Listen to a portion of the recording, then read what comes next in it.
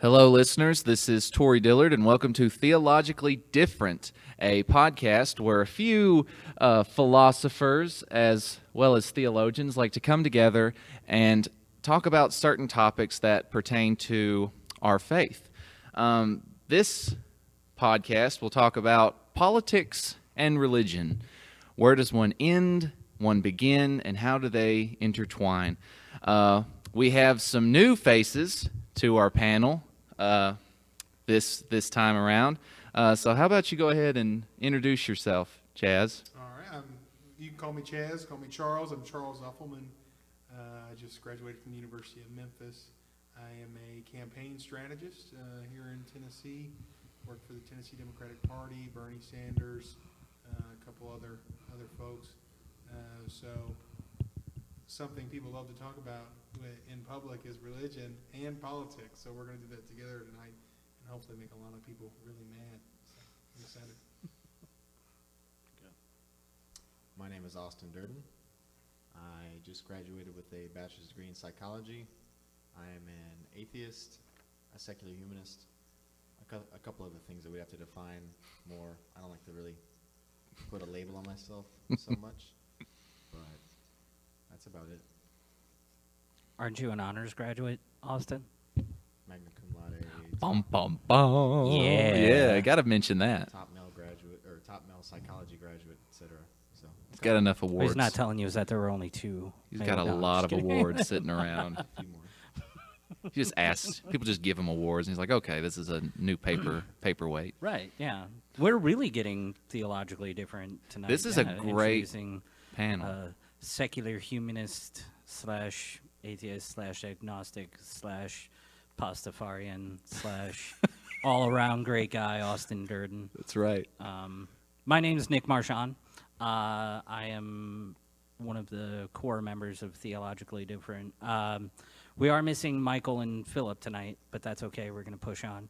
I'm a philosophy major at Austin P with a focus in religious studies and epistemology. So, yeah, that's it for me. Tory? And like I said, I'm Tory Dillard. I am a graduate from Austin Peay State University with a bachelor's in philosophy of world religions. And let's get into it, guys. The first question that I have, and this is for anybody who wants to start us off, does religion make one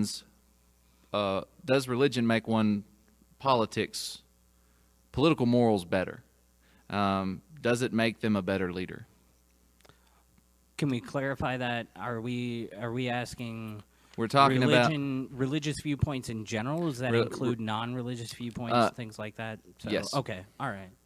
does being a politician or being a leader in the church, does either your religion make you a more politically moral human being in the leadership of the country or the leadership in the church, vice versa, politics and or religion? If I can say, I think we have to define maybe what we're going on as what is moral, because from the religious person's point of view, they're either a divine command theorist of sorts, or they've got some other kind of morality they're going with. As an atheist, I tend to go more subjective, and if you're religious, I'm not sure. I don't know if it does. It Would seems like it you- go either way? Would you say that? Because I mean, you are right. I'd say the majority of religious people place their moral values on a divine command theory. But then there's others like me who I consider myself a deontologist. So, I mean, would you think that a deontological viewpoint of, and okay, I should, Outline it, perhaps. yeah, I should outline it. So, divine command theory says something is good because God commands it, right? Or, you know, Poseidon commands it, or whatever your viewpoints are.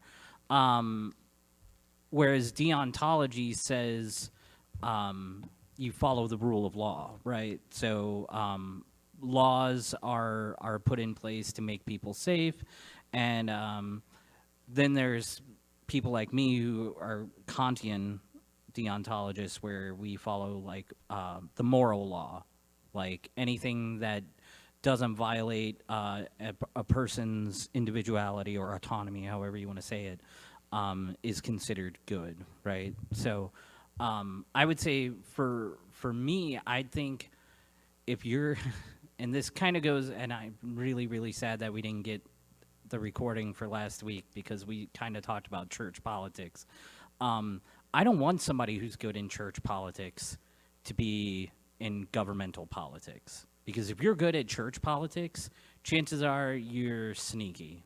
And that's just been my experience in it. You know, the people who work the church hierarchy ladder tend to be more in it for themselves and more about their glory as opposed to what can I do to make things better for everybody else.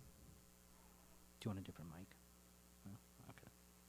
For me, I've worked for politicians who were very religious, pastors, one of the worst people I worked for.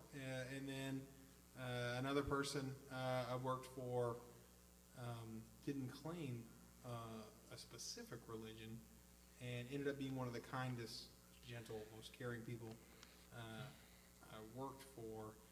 So I can't get into all the labels you guys just got into, but when it comes to a leader, there has to be this central value system. Mm-hmm. I think that's free from religion, because like I said, I've met a lot of atheists, and I don't really know you that well, but I'm sure you're one of them that has Austin's good a good guy. values, cares about people, and I've met a lot of super religious Christians who, like you said, can be a little sneaky. I think religion is not a signifier of morality, and morality is not a signifier of good religion. There are good Christians and bad Christians. Oh, okay. Nick, this is a question for you, and then after you answer it, anybody who wants to jump in. Jesus I didn't was. study. You didn't study? I didn't study. For Well, this it's all test. right. This is going to keep you academically honest, is what we believe here. And Fair enough. Yeah. theologically different. Jesus was definitely a political figure in his time, you could say. In what ways can we learn about the lessons from Jesus to affect our choices politically?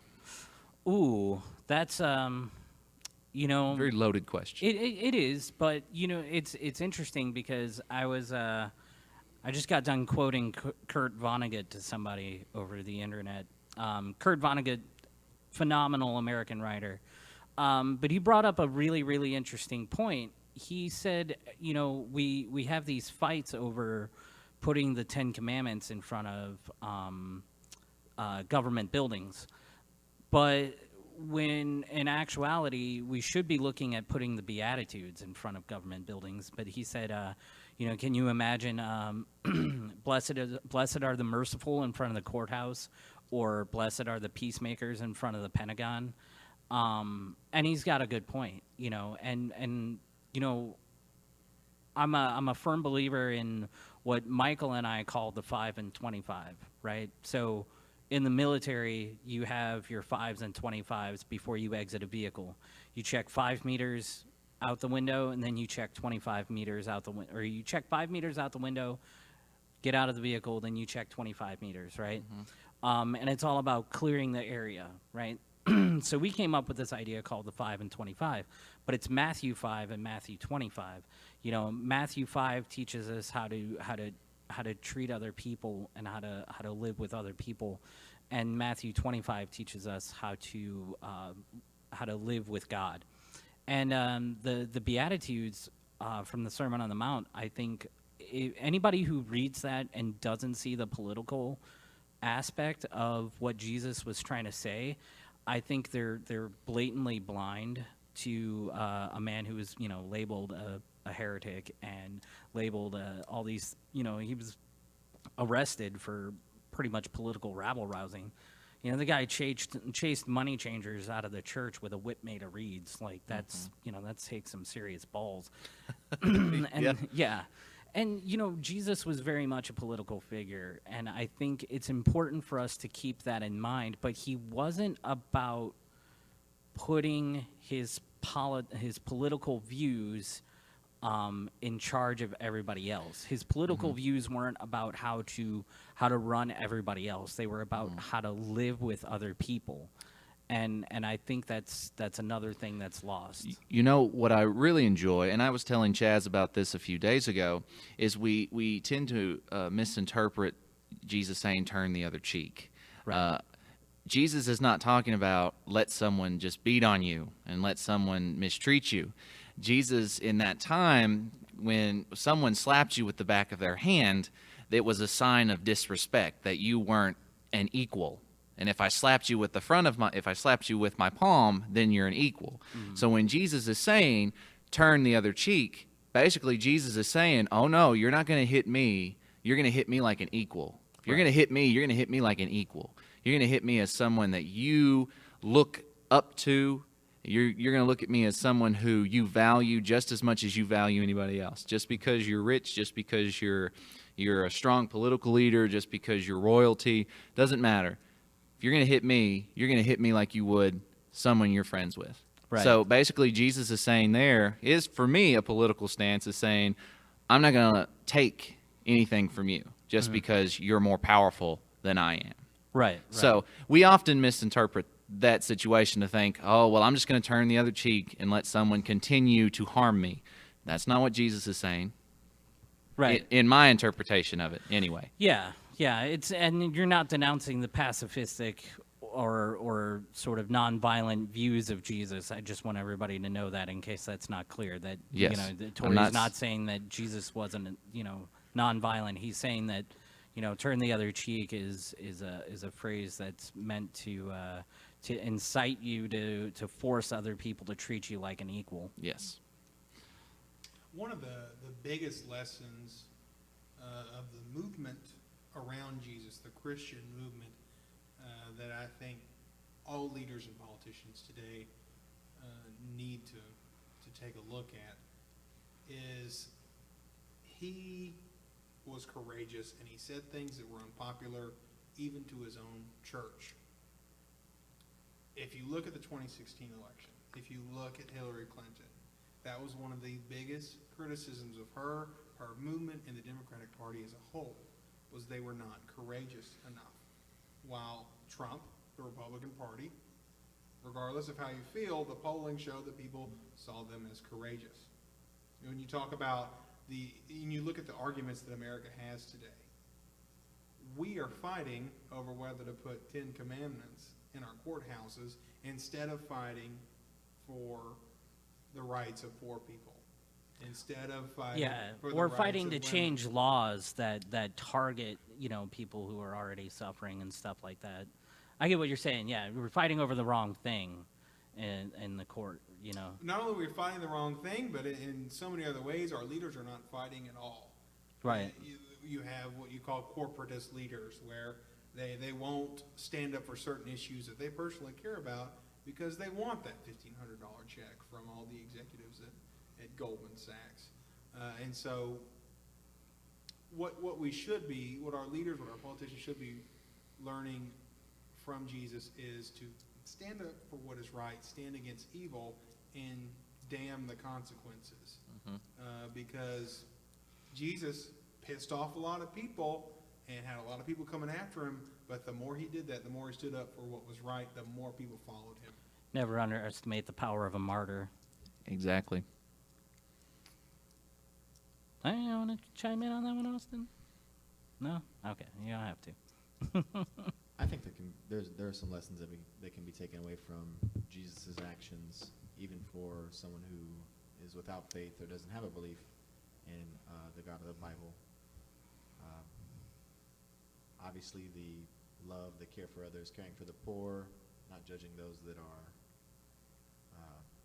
sick, suffering, or of a different social class or standing, or of an occupation you disagree with. I think that's very admirable, such as the tax collectors, but as far as anything else goes, I don't know a ton about his political movements. No. Well, Chaz, question for you. President Trump recently signed an executive order to repeal the Johnson Act, or the Johnson Amendment. Now, for those of you that don't know what that is, it was established in 1954 by Lyndon B. Johnson, which was basically to ban any tax-exempt nonprofits, which include churches and other houses of worship, as well as charities, from a direct or indirect participation in any political candidate's campaign. Do you think, how is that a good thing or a bad thing, the repeal of the Johnson Amendment? When I first heard that, I had some fear. To put it in context, the Johnson Amendment was put through in a time when we were fighting over civil rights, we were fighting over desegregating schools, and we had pastors down here in the South out there preaching against congressmen and senators and presidential candidates who wanted to desegregate the schools. And so you had some pastors preaching some very vile things throughout the region, and that stymied that a little bit. But at the same time that gives me fear, there's also the First Amendment of free speech. And since 2010, the Citizens United ruling, corporations, labor unions, they can contribute to however much they want to political candidates. And we had this new wonderful law that allows what's called super PACs. Dirty money comes from wherever they hide it, and it goes out and it sways elections across the country now.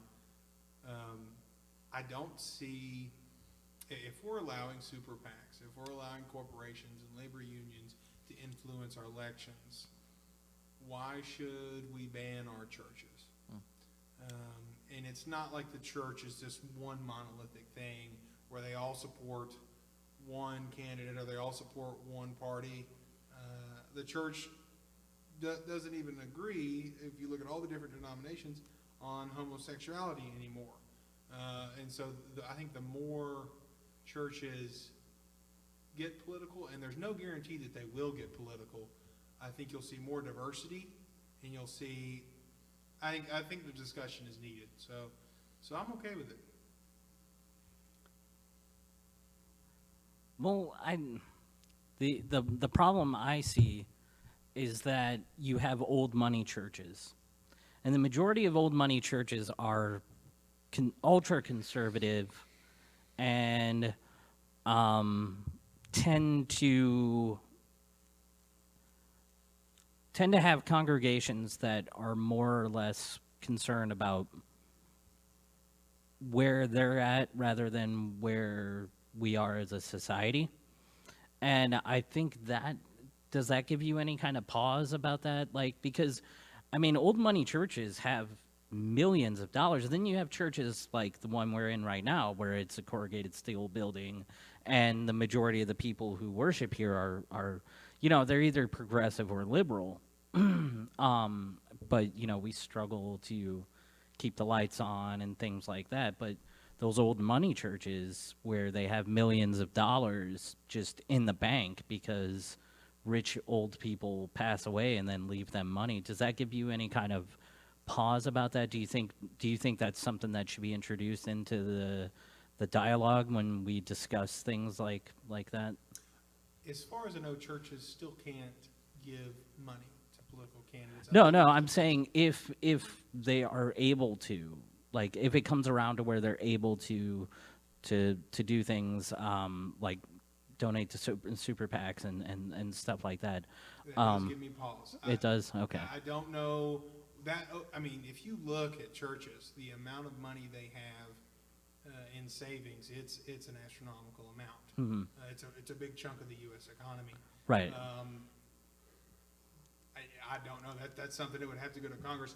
Legally, it troubles me that people are giving to a religious cause that is then going to a political cause. It's not, when a pastor speaks about a political issue or a political candidate, you can make the case that that's about educating his congregation about that. Right, right.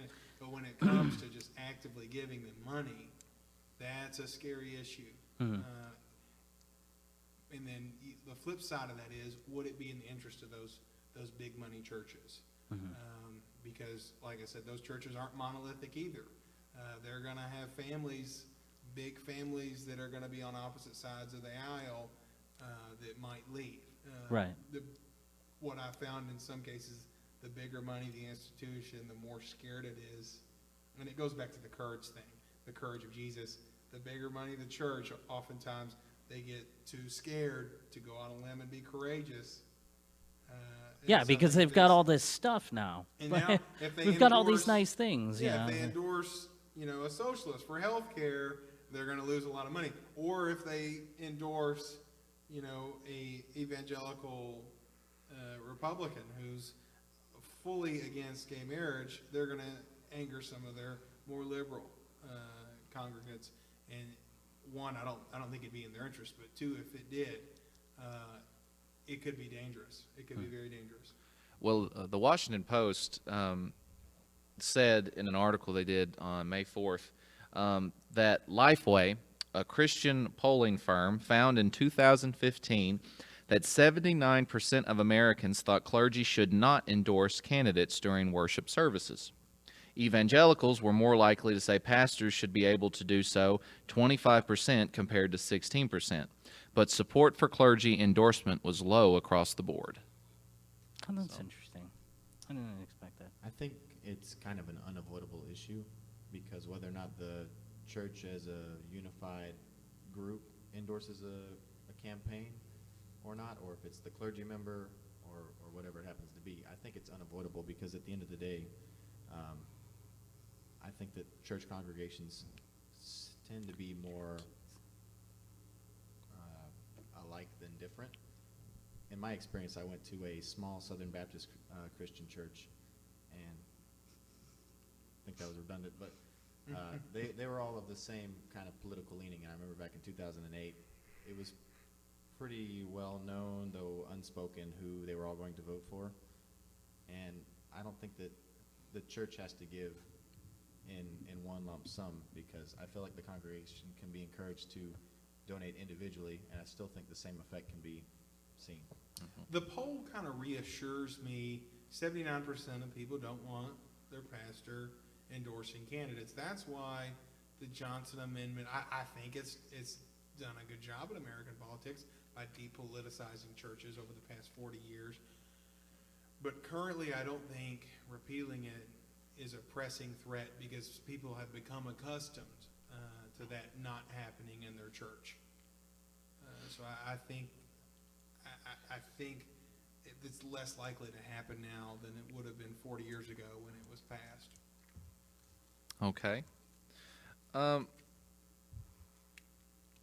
There is a Washington Post also quoted an Interfaith Alliance president, Rabbi Jake Moloney. He said on Wednesday that the Johnson Amendment has prevented house of worship from being turned into partisan political tools. This is what he says. To hear the religious right say it, clergy in America are being muzzled, but that's a lie. He said in the statement, repealing the Johnson Amendment is nothing more than President Trump carrying water for the religious right. What do you think about that? As a liberal, I see taking the muzzle off as being more detrimental to the conservative church than the liberal church, because having gone to a almost liberal church and attended others that were liberal, and knowing liberals, we don't agree on candidates, I don't think, as easily as Republicans do. Nope. As Lyndon Johnson said, I think it was Lyndon Johnson, Democrats fall in love, Republicans fall in line when it comes to their presidential candidates. And so I don't think your liberal pastors are going to do it as much, because you know what they say about liberals: why change the world when you can try to change your friends? So we're going to be bickering with ourselves before we're going to be uniting behind a presidential candidate. Hashtag 2016. Excuse me. And so I think what you're going to see, you have these big conservative churches where there are still Democrats there. There's not many. You know, I went to a Democratic conference in Nashville with people from Houston County, and 2 of them were Church of Christ. Rare Democrats in Church of Christ. Whoa. Church of Christ or United Church of Christ? Straight up Church of Christ. Okay, Like, all right. only they are going to I'm heaven. Church of glad Christ. you clarified that, Nick. Well, I mean, because a lot of There's a people big don't know that difference. the United Church of Christ is non-Calvinistic, but Yeah. the Church of Christ is very much is one of those. Piano Church of Christ. Oh my God. Yes. So those churches, when they take the muzzle off and the pastors do start endorsing candidates and preaching about the Saint Donald Trump, I think you're going to see those churches hurt. No more Saint Reagan, Saint Trump. Can you No, imagine? Saint Reagan would roll in his grave right now. But anyway, Well, we're not getting Nancy, into that. We're this isn't a good idea. Well, Austin, I have a question for you now, and if anyone wants to take it over after he's finished talking. You know, some may find it hard to believe, but the Pledge of Allegiance did not always say one nation under God. You know, that started in what, 1954. And The Pledge of Allegiance started in 1954. Yes. Yeah. Didn't they come in? Yeah. Okay, The yeah. the under God didn't come around until the Red Scare was at its highest. Okay. Well, then I messed that one up. No. I mean, you're Yeah. very close. Well, and then also, you know, we didn't even have "In God We Trust" on our money until like 57. That wasn't even printed on our money until 57. Why is America so concerned with being a Christian country, or so concerned about showing its power as the power of Christianity over any other faith in the country? Well, to quote comedian Louis C.K. in his recent 2017 special, he said, when his daughter asked about religion, he said that, well, there's a lot of religions out there, but the Christians are kind of the main one. They won because I saw that. It was very funny. when you ask what year it is, you're told 2017, and that's 2017 years after Jesus, after Christ's death. So, throw me the question back, please. Short-term memory is terrible. Why is America so concerned with being a Christian country? Okay, so now I remember why I brought up Louis C.K. because I think the Christians kind of won, at least in the United States. They are the majority, and so when there are so many of you in such a large group, you know, your own social norms and mores and taboos and stuff tend to take over the social circles. It's good philosophical throwback there. More Very. and taboos. Very good. But I think we have to remember the context of under God being put on our money in the Pledge of Allegiance. And it goes right back to what you Beating those dirty commies. Yeah, we were not in a real war. Oh, well, we were in the Cold Wait, War. well, What? I mean, What? in the 50s, we were in a war. Just we weren't in a war with Russia directly. We were in a war It elsewhere. was an ideological war Yeah. with Russia, and we had to beat them. And built onto white supremacy was this Christian supremacy that made us all feel a little safer that, oh, we're better than the communists because they're all dirty atheists and they're going to take all your money Yeah. and ruin the world. And at least half of that was true, not the atheist part. Do you find that interesting, Austin? That Russia started? I mean, when Russia became the Soviet Socialist Republic, geez, the USSR. Hey, that's easier. You know, they adopted an atheistic ideal, like that was their thing, like no religion. They banned the church, and I mean, do you think it's strange, like how they flipped the way they have? Because it seems like Russia is almost so ultra orthodox that it's kind of, you know, scary a little bit.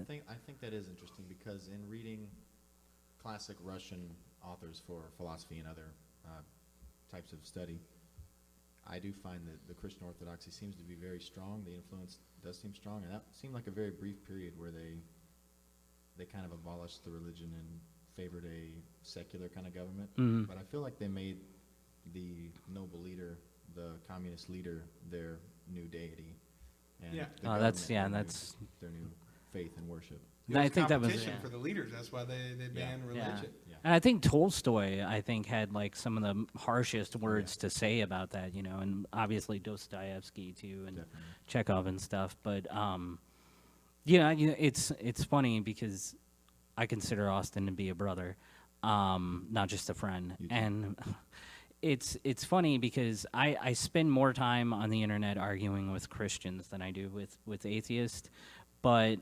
there are those handful of atheists who like to throw out that a realistic atheist will recognize that there have been bad atheists, For sure. but there's those ones, I like to call them Reddit atheists, and they are the ones that are like, well, no atheist never did anything in the name of atheism, and I'm like, that's actually not true. Yeah. Talk to the people who grew up in communist Russia who were pulled out of churches and beaten, some of them to death for going to church.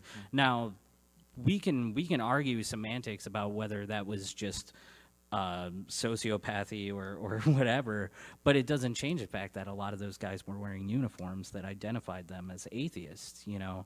And I think that's part of why. Do you think maybe that's part of why Russia had such a because I mean it really is just a complete 180 ideology that they experience, like secular, and then next thing you know they're like, you know, God is great, and you know you're going to hell if you're not selling, you know, drinking the Kool-Aid. I agree. I think life is a bit cyclical, and things turn around pretty quickly, and then turn back again. Right. Not to go too far into crazy conspiracy Charles here, but I did read an article in Washington Post a few months back about the Putin administration and the oligarchs of Russia had begun investing in a group called the World Family Congress. I've heard of the World It's Family this Congress. now Yeah. international organization, and one of its goals is to end abortion. The other is to defeat the homosexual agenda, is what it's Right. called. And the past 2 years, it's been meeting in Moscow, St. Petersburg, and at one point at Champaign, Illinois, I think. Yeah. And this is coming out of Russian money. This is overlaid on the fact that Vladimir Putin is now in his third term as president of Russia, and getting reelected overwhelmingly. I think, you know, you ask why Russia made such a hard turn. I think there was this wave where they started coming back to their religion after it was illegal, when they made it legal, and I think Putin rode that wave, and he dug deep into that religious conservatism to hold on to that power. So you have a country that essentially is one of the global leaders on abortion rights, is now rolling back some of those rights and making it harder for women to get an abortion. And that's because of that conservative wave. And now it's striking America, it's striking Great Britain, it's striking in Poland and Albania and all these different countries. And the World Family Congress, you'll see them present in all of those countries. So again, I'm going to get out of conspiracy theory Charles, but it does make you wonder what's happening there. So you think the World Family Council is the Illuminati? No. I'm Yes, just- no, absolutely. Dum dum dum dum. Half-Life 3 confirmed. No, I think you bring up a very interesting point, though, and I think that's a further argument to not have prohibition, because you saw that with when they banned alcohol in the 30s, 40s, whatever it was. People were running alcohol; it became a gang activity. The mob flourished, etc. And when you ban a religion, people will practice it in secret, and it becomes a cause to rebel against.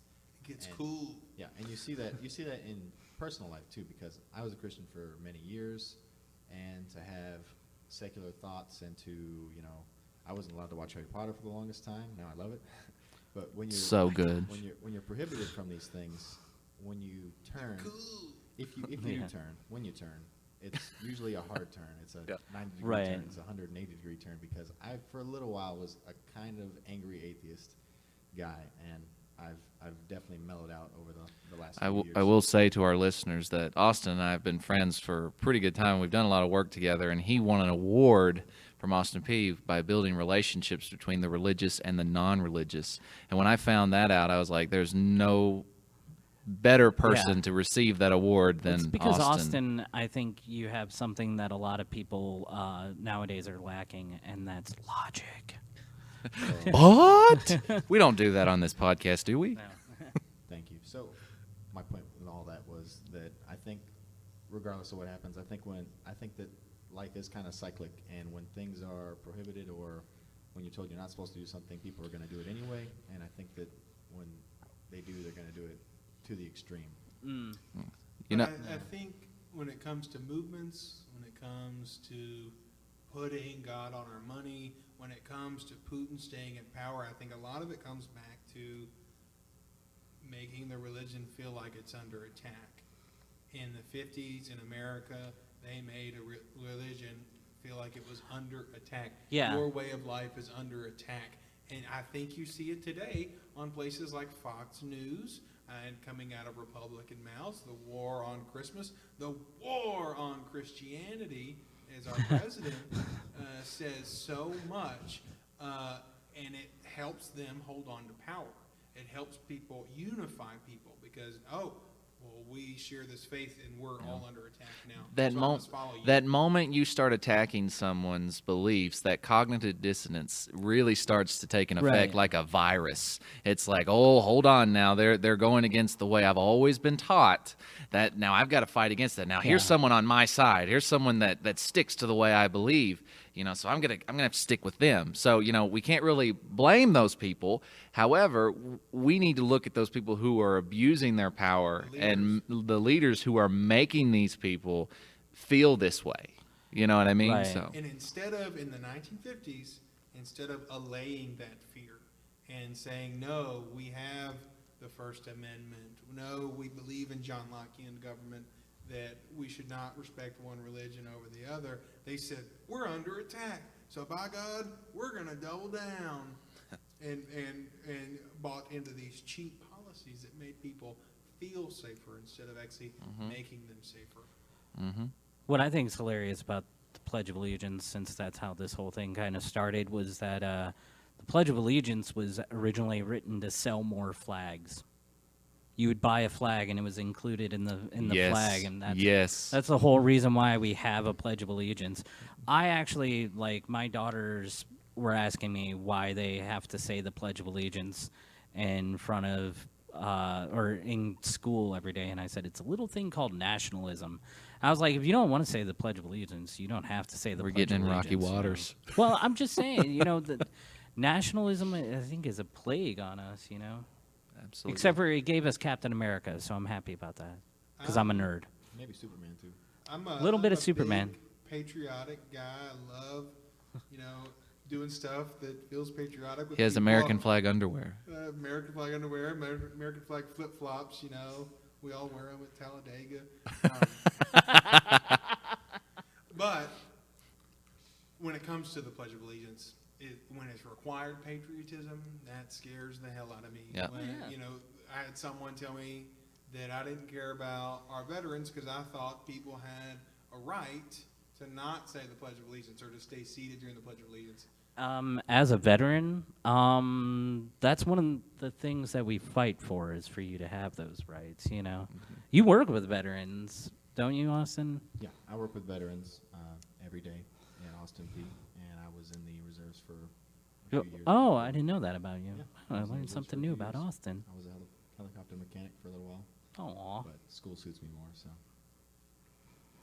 If I ever get a helicopter, I'll let Austin fix it for me. I don't Me on my pastor's salary, I'll buy the helicopter. Maybe if I get a mega church and I get What's on the, TV. You have to preach the prosperity doctrine. Exactly. Yeah, Joel, there you go. if we've Joel already Osteen. talked to you. Joel this Osteen, time. I would like to, since we didn't get our recording, and I forgot to post it up on the Facebook page.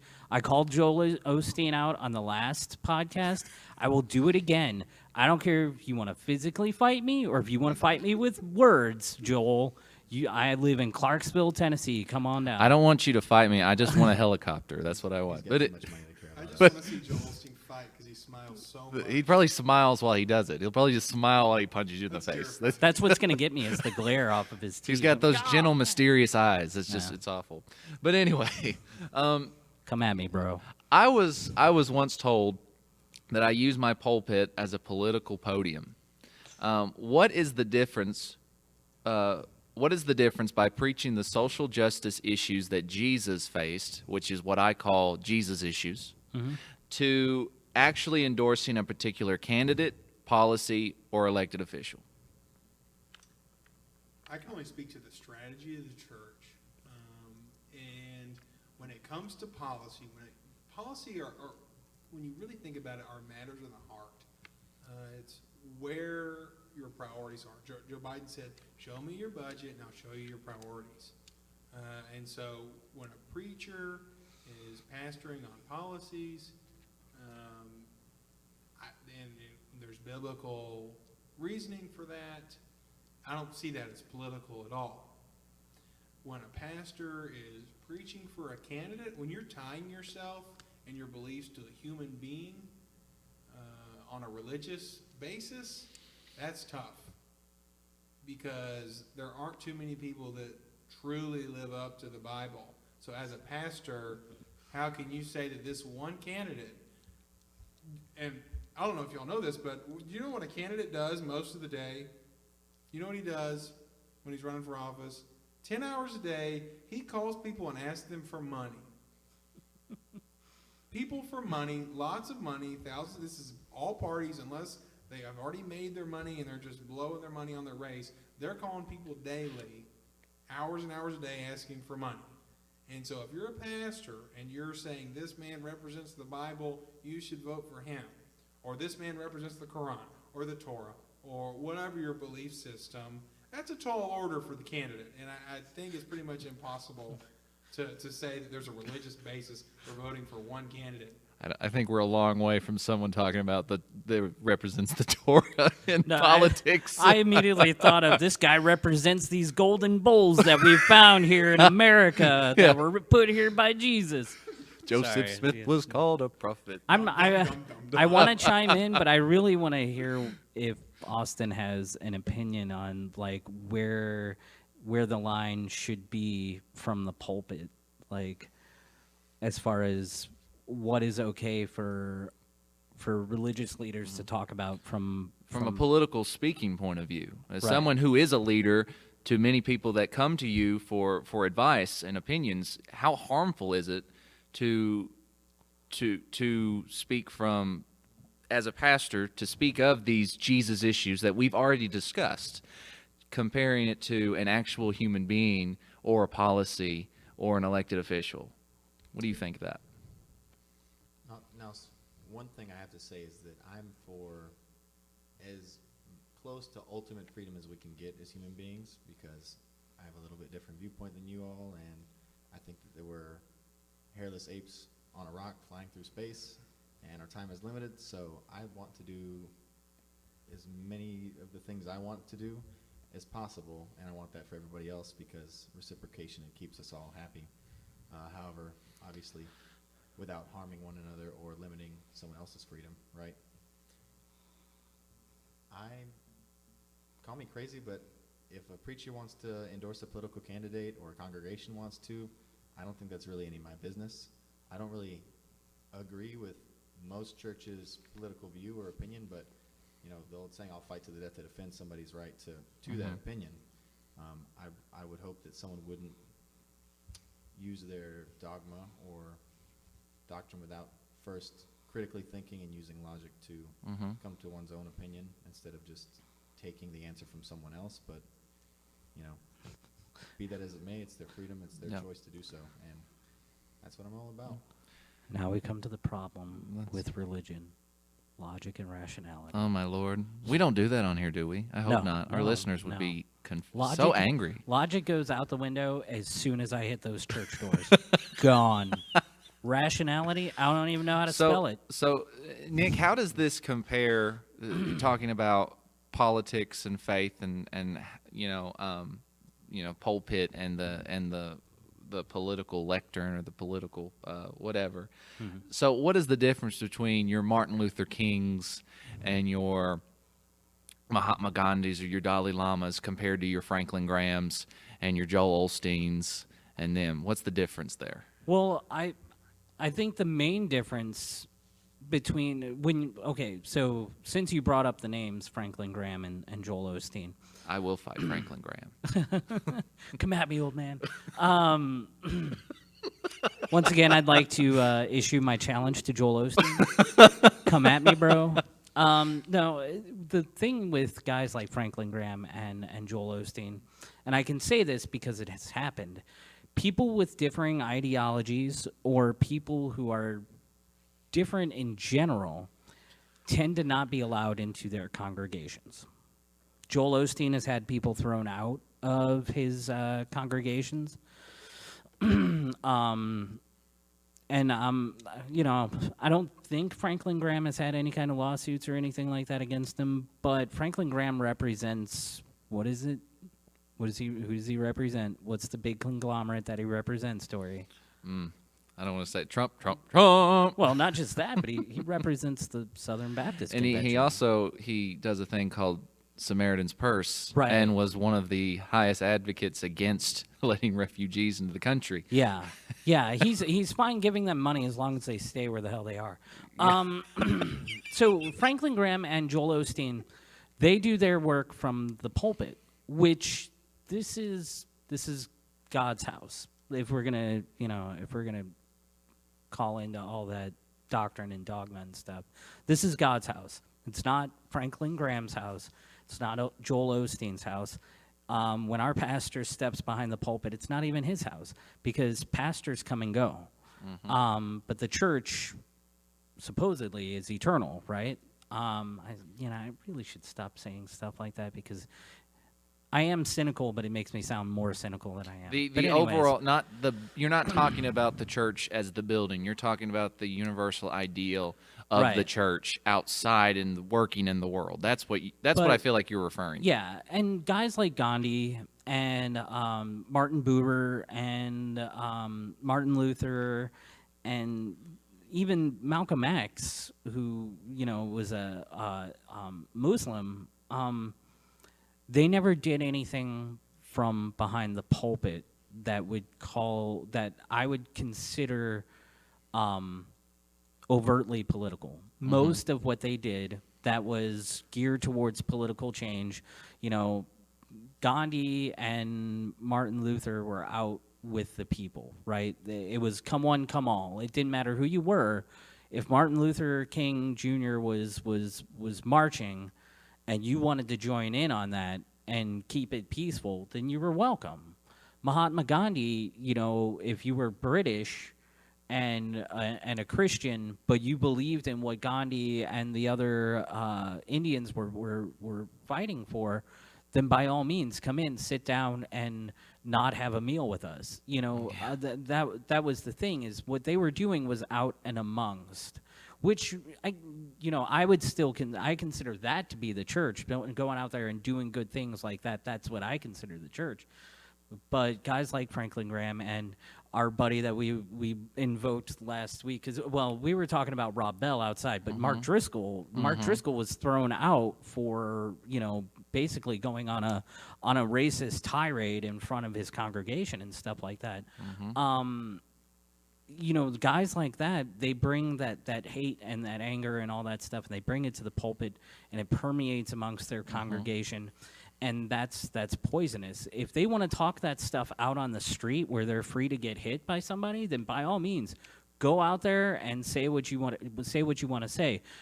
Because there, you can't back down from a debate. You can't have me thrown off the street when I come up to you and say, you know what, Joel, we need to have a conversation about money because you're doing it wrong. But no, he prefers to hide inside his congregation behind the pulpit. Or you know what, Franklin, we need to have a talk about grace and love. Right, yeah. It's the major difference is that when you are out amongst the people, you are eligible and you become a target for debate. When you do it from behind the pulpit, behind closed church doors, you're basically saying, I'm right, nobody else is right, and none of you guys are going to question me, so just listen to what I have to say.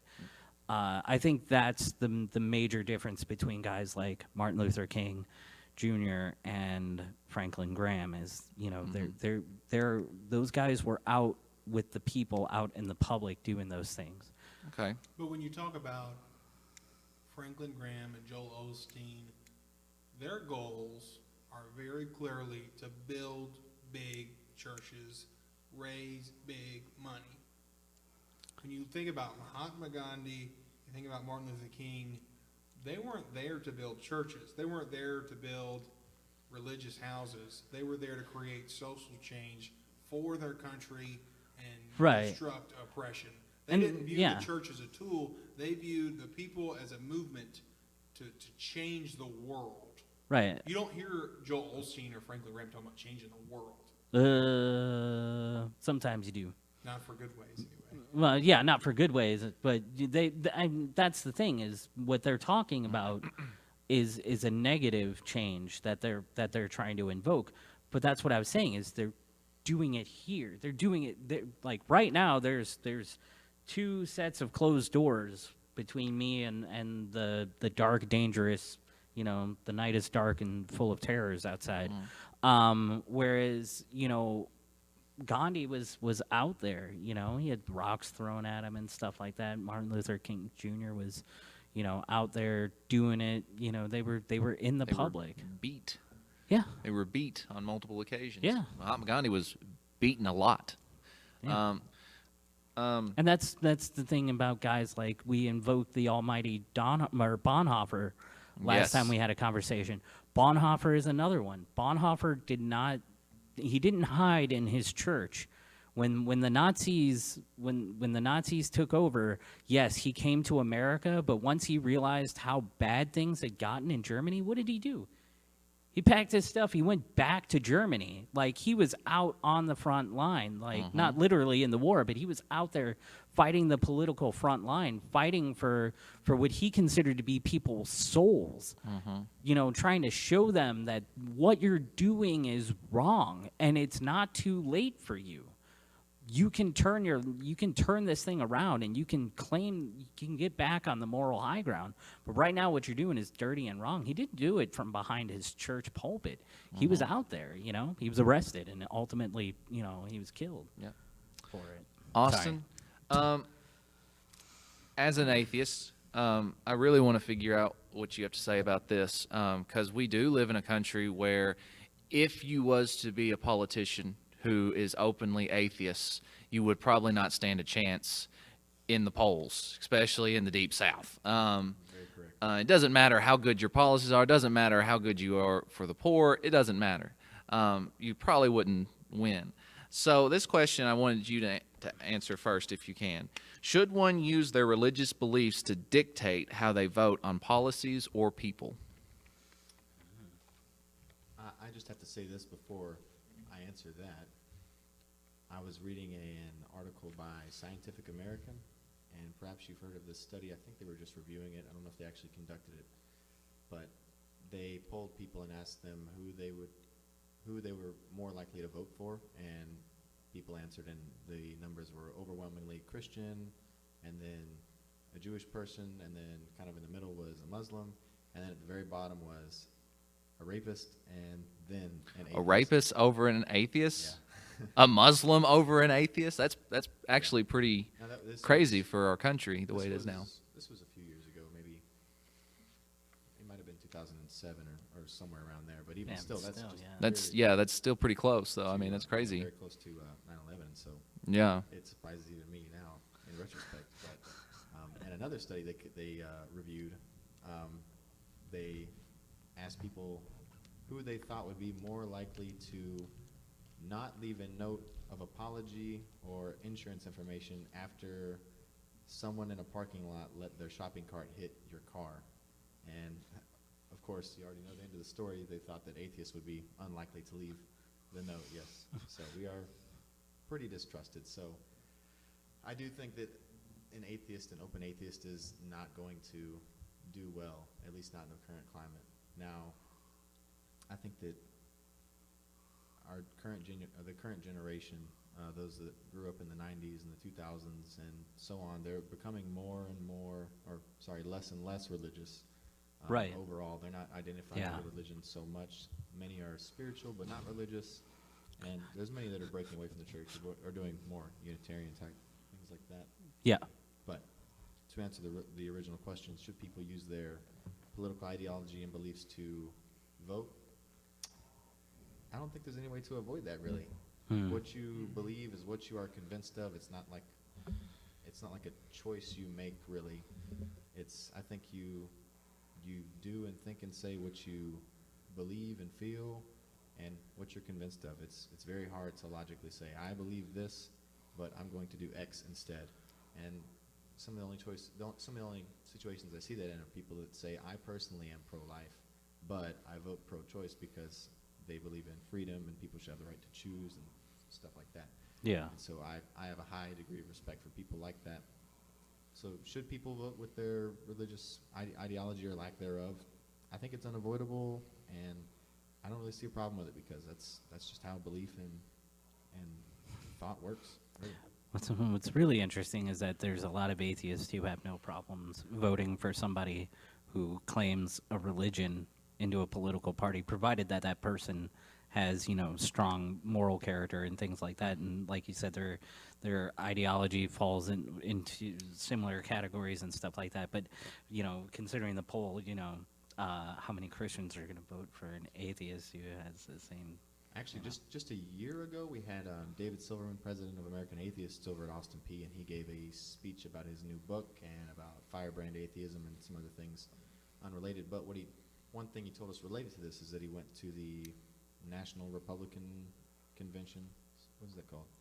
CPAC or something? Is that it? Well, CPAC's a different one, but Something like that. it's a conservative conference. They went to some conservative conference with their atheist banners and stuff like that because, as we all know, that the common term for the right-wing politics in this country is the religious right. And the thing about that is that there are many atheists that are on both sides of the fence. Like myself, I am kind of directly in the middle. I've taken a couple like political compass tests, stuff like that, and I'm always like 1 or 2 points to the left, and then a couple points to the south towards libertarianism. So I'm kind of in the middle of the road on a lot of these issues. And over the response they got at that the Conservative National Convention was overwhelmingly positive. No one there said a bad word about them. They were happy to see the atheists there, and many atheists really want the religious right to back off a bit on their religious ideology and their politics because many are conservatives, or a good number of them are. Well, that was actually a really good answer to that question. So I don't. It was. Any of you guys want to chime in on that, or you think Austin kind of took care of that? I think as long as religion exists, it's going to affect how, or spirituality or religion interchangeably exist, is going to affect how people vote. It's going to affect how politicians reach those voters. It's a fact of life, and it's constitutional. It's how I vote. Yeah. I vote because for people and work for people who I think are trying to create a more Jesus-like United States of America. And I think the more people that do that, I think it's the better off. Well, I think we have time for 2 more questions. The next question I have is, do any political party hold a patent on the Christian faith? I think that's pretty easy. I would say no, because there are so many interpretations and denominations and different ways to just look at it. There's no party that, I don't think anybody could ever say that any party perfectly exemplifies their brand of faith, and it doesn't matter who you are.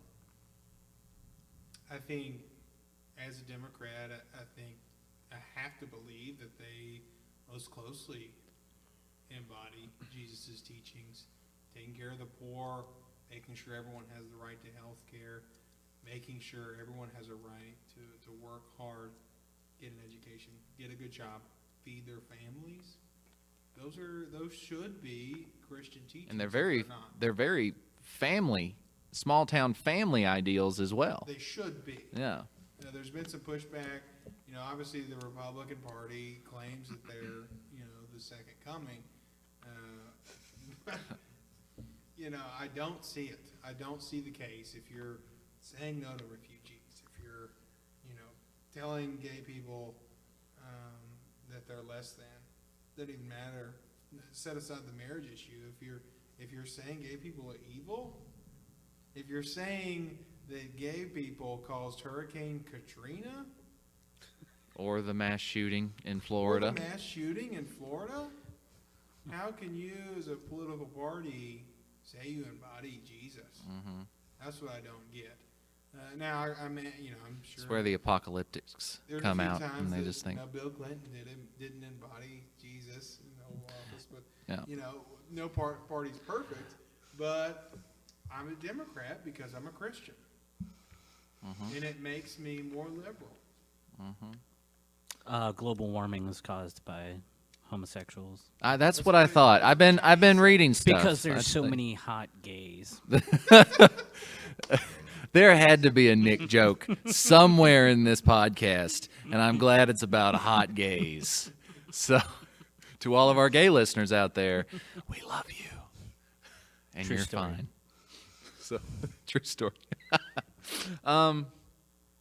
This one question you've already answered. It was about the 10 Commandments and the Beatitudes, so we're not going to get into that. Oh, okay. Sorry. Basically, well, I mean, we can talk about it real quick. How does having the 10 Commandments in the courtroom, but not the Beatitudes, how does that affect our ideals of Christian justice as it pertains to American justice? So, do you want to kind of talk about that? Well, I mean, feel like you already have, yeah. I but think Chaz had something he wanted to say. So, I am familiar with the Beatitudes. I'm a little confused on their legal standing because the Ten Commandments are considered law, biblical law. Along and- with 177 other biblical laws. Correct. Disclosure, I don't think the Ten Commandments deserve to be in courtrooms, but I think the legal, I'm doing quotes, justification for them being in courtrooms is because they're the preeminent Christian law. It's because they were command. Suppose, they were. I gotta stop saying.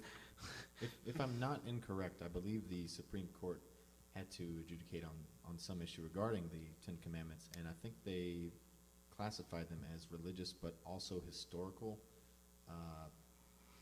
texts or objects, and so I think that's how they do make it into the courtroom in some cases, Right. or on state property and others. Yeah, and a lot of the argument is that they are commands from God, and that's why they're considered law, is because they were commands by God. But if you're a Christian who believes in the Trinity, which I don't, but that's a conversation for another time.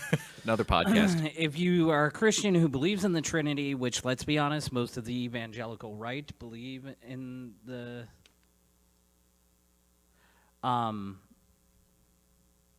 most of the evangelical right believe in the Trinity and stuff like that. So therefore, Jesus is God.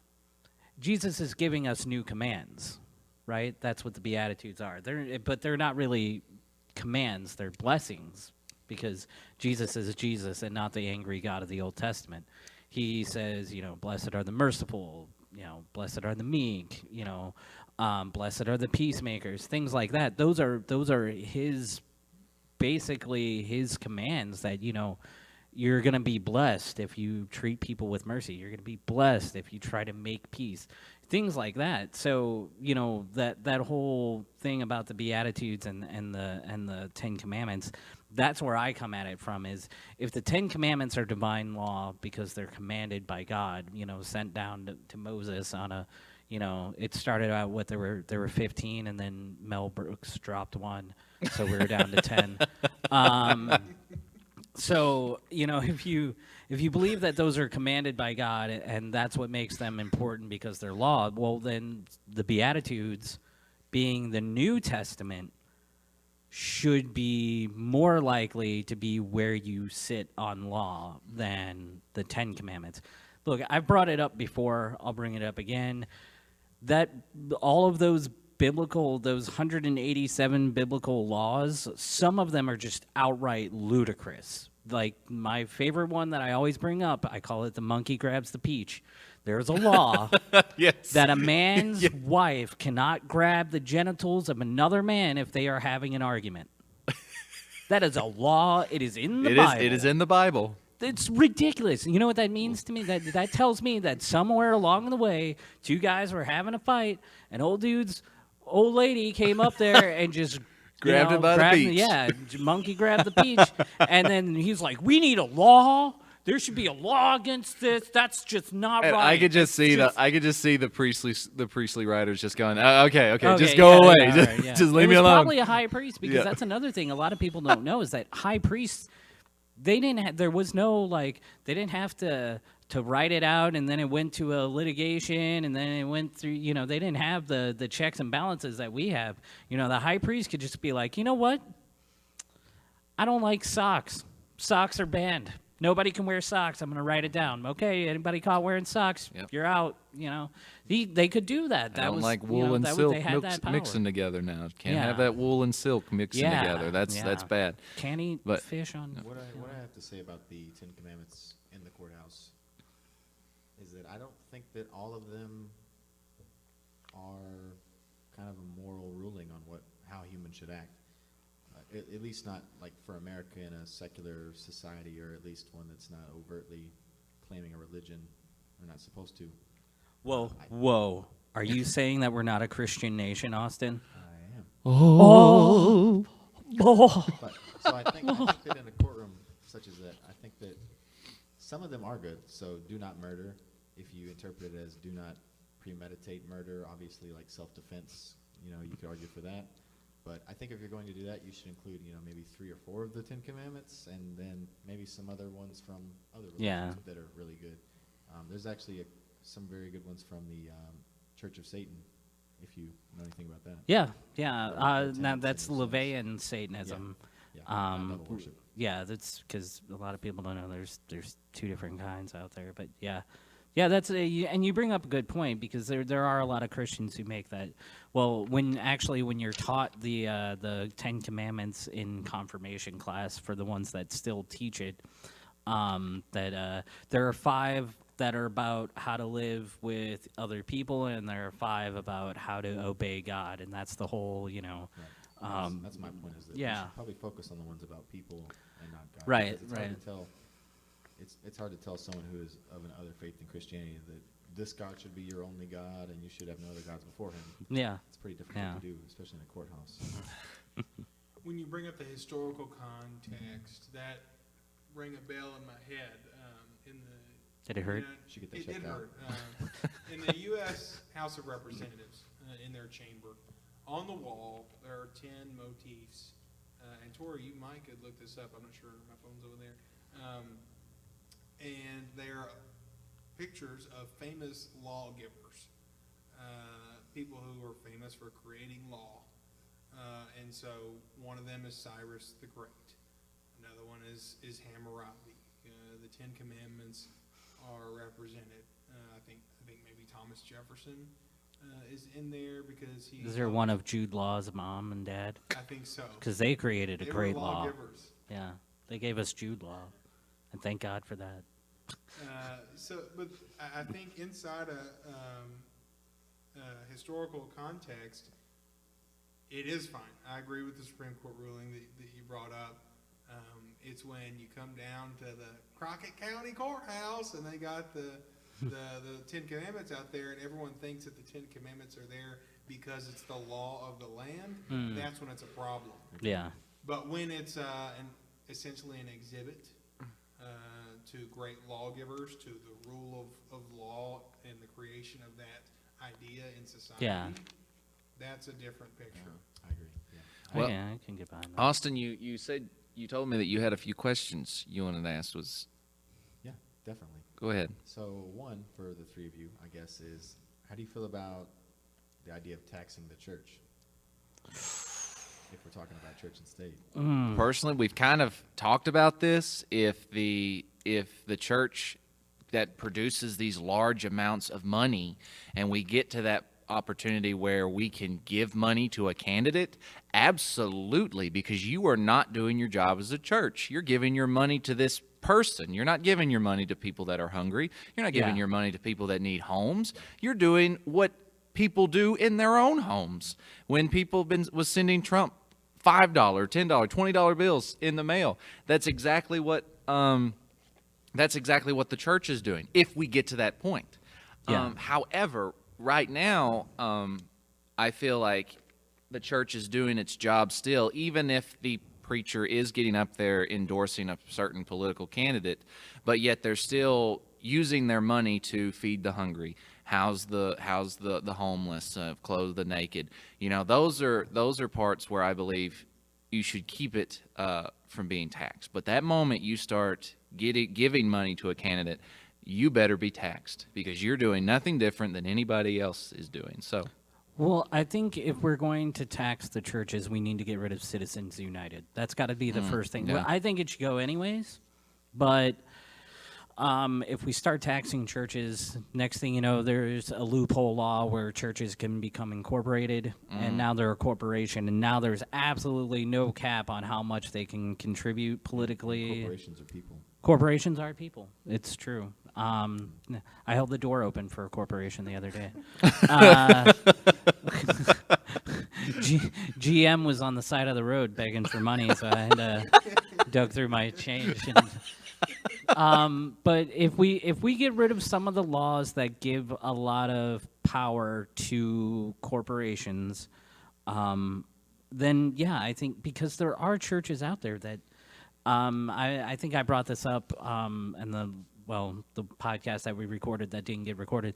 That Hopefully this one I will did get I recorded. did a presentation in one of my poli-sci classes about the correlation between mega churches and poverty lines and high poverty areas. And there are a lot of mega churches that are in high poverty areas. And as far as I'm concerned, if you're following Christ, if you're following the teachings of Yeshua, then the area around your place should be just as better rich than as the your building place. that you're Yeah, in. exactly. That's how I view it. Trickle down tithing doesn't work. Trickle-down tithing. Oh man, That's a I want good to one. use that. That's a I'm good going to one. use that. That is a good one. When it comes to churches being taxed, I don't see how you can tax churches when you have so many nonprofit organizations out there that don't get taxed.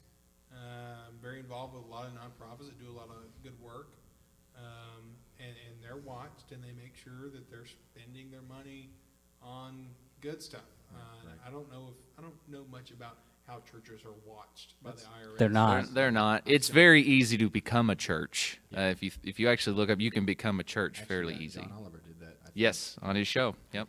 And so, in that John Oliver piece, they talk about dirty churches that are buying mansions, Bentleys, and G6s to do their ministry. I understand you have to, if you're a big Creflo church- Dollar. Yes. Creflo Dollar, I mean, he's like Joel Osteen. I need He's an getting that airplane. money. Yeah. I understand that if you're a big church, you have to have a competitive salary, but you shouldn't. Your church's sole existence should not be to support one family or two or three families, and that's why there should probably be more oversight. There should definitely be more oversight. Yeah. I would like to see it more like nonprofits, Yeah. like the Houston County Fair. Pretty involved in the good old Houston County Fair. Small budget, but they make their pennies work to serve their community. We should be doing the same with our churches. And I think most of our churches are doing that. I think our strong churches are the ones that are probably in conferences, that are in these big conferences, Well, there's because there is accountability. oversight. Yeah, there's accountability. Yeah. What scares me are these, one pastor churches, where They have written the bylaws of the church themselves, pastor gets paid like $100,000 a year. and while their congregants are making $20,000 and $30,000 a year, Yep. they pick the deacons. $320,000 a year is how much Joel Osteen gets paid. That's just his church salary. That's not his book endorsements or his TV deal or anything like that. Or his house, Or- or his plane. Yeah. If the you didn't know, majority Nick of- does not like Joel Osteen. If you Come at haven't- me. I'm going to say it again. And 90% of his staff makes less than 60 grand a year. So that should give you some idea as to what you're talking. I'm just kind of leaning a little bit more to what you're talking about, those single pastor churches It and needs stuff. to be, I mean, if a nonprofit gets to the point where they're spending 51% of their money on staff, then that triggers an audit with the IRS.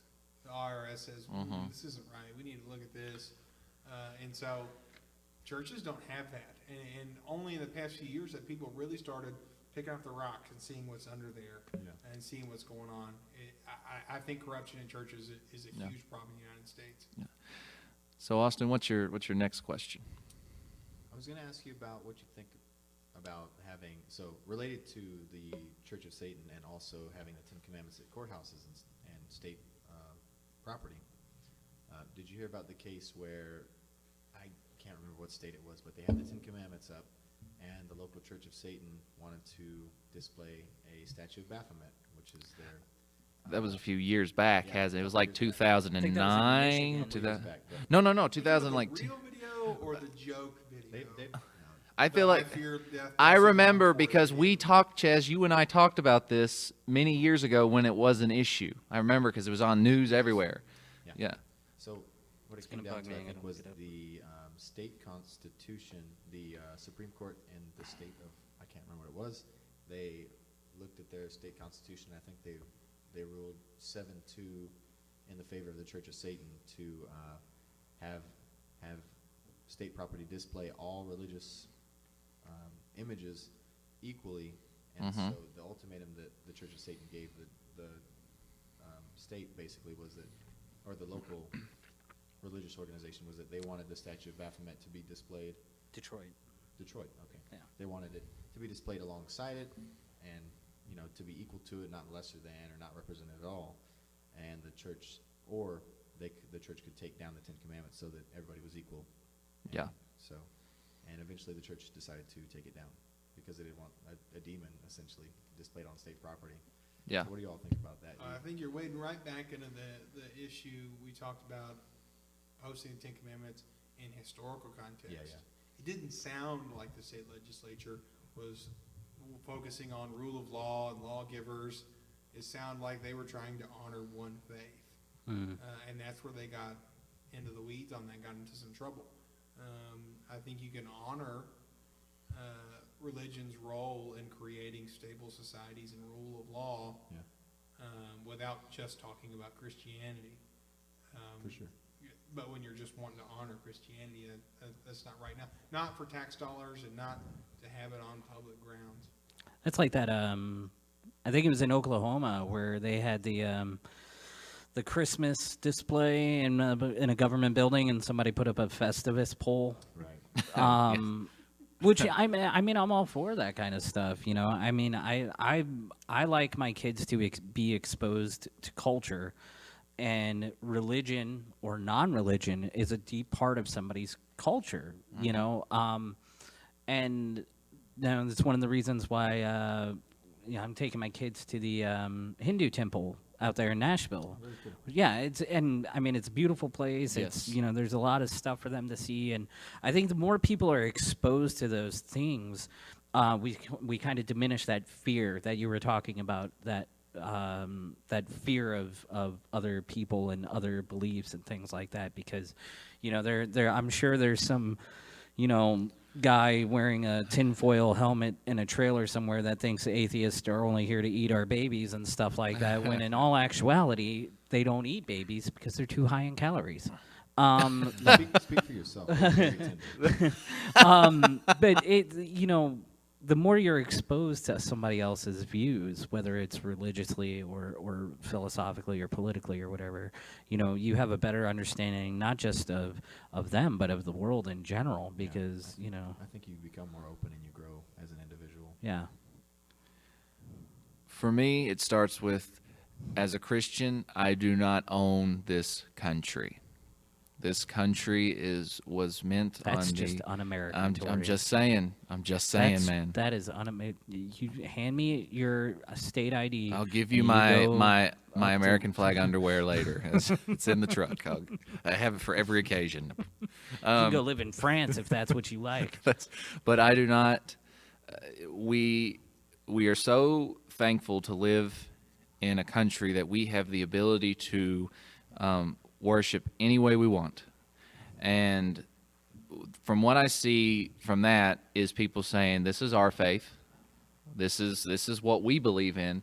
You're going to respect us as much as you respect this. Goes back to Jesus going, no, you're going to respect me just like you respect everybody else.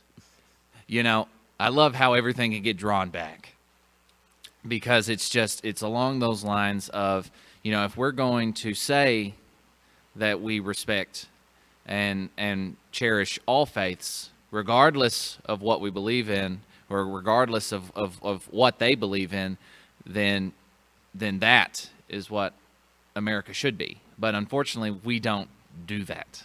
Yeah. I think we can be a little too hard on America sometimes, because one thing I've noticed in the past few years in European elections, a lot of people look to Europe as the great holy site of secular government, that they give people religious freedom.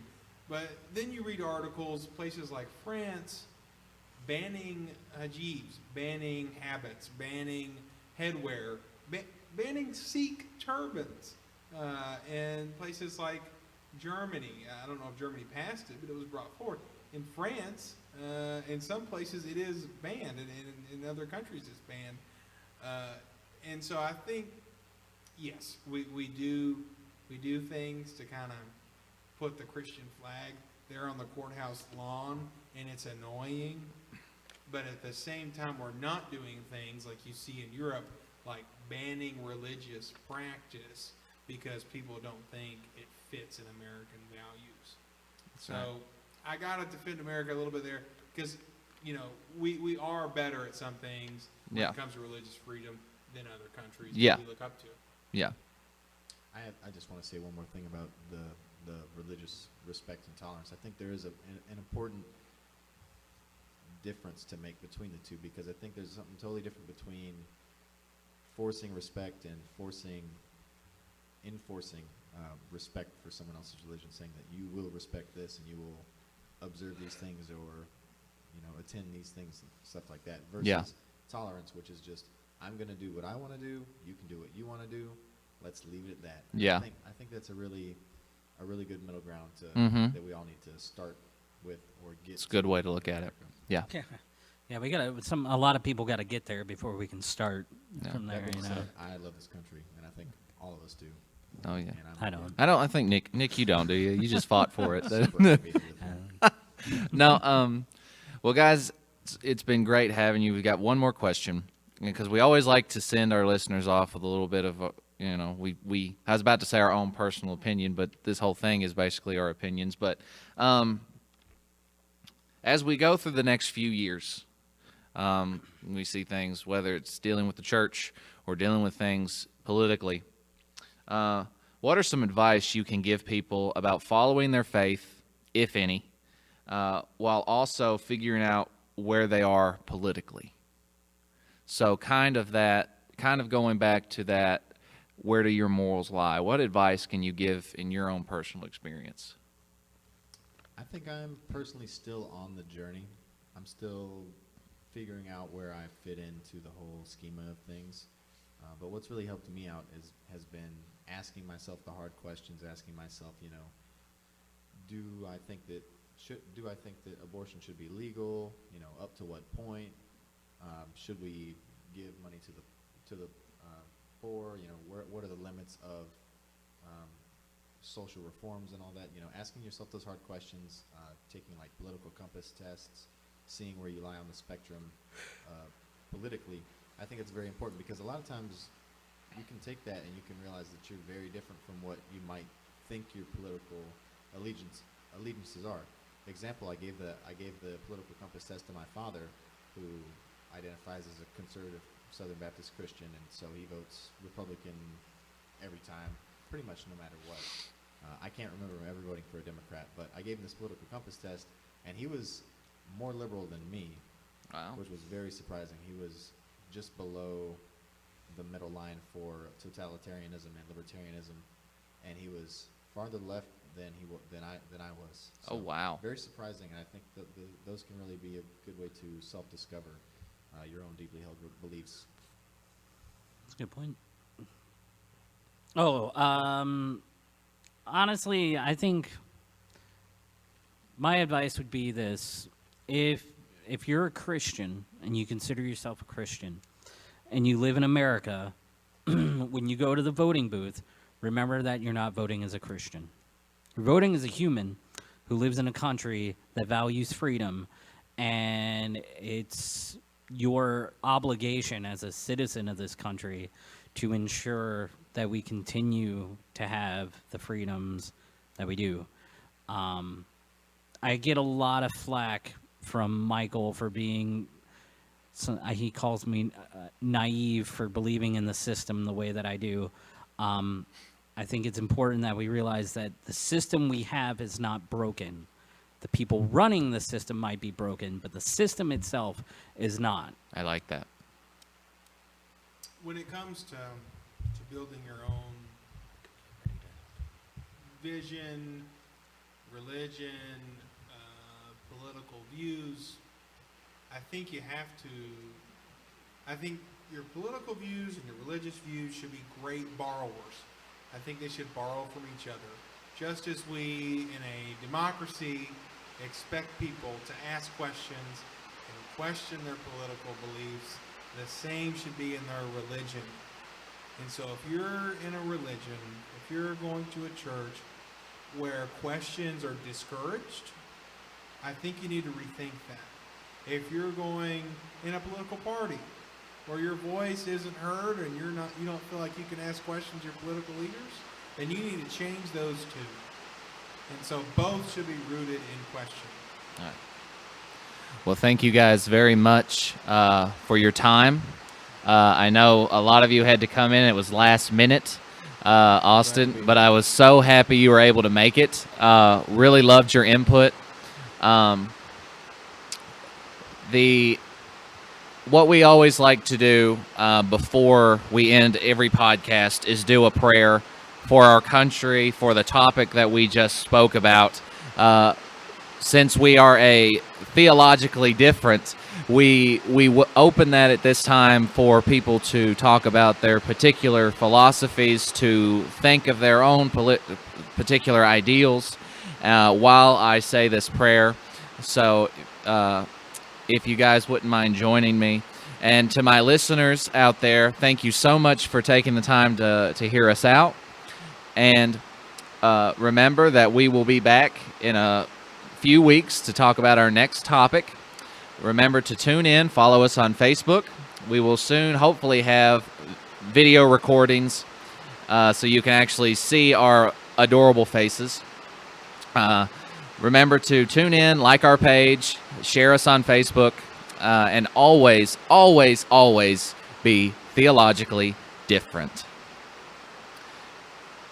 Dear wonderful, merciful, loving God, thank you for this time where we can come together and be theologically different and come together as friends and loved ones and build each other up for the advancement of our world, for the continuation of your kingdom, and for the glory of your creation.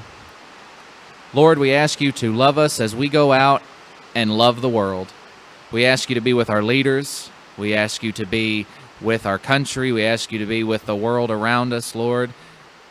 And Lord, as we talk about these subjects, let us remember the freedoms that we have that allow us to speak our minds. Lord, thank you so much for your church, for this world, and for all who are in it, regardless of our beliefs. And we say this in your most precious and holy name. Amen.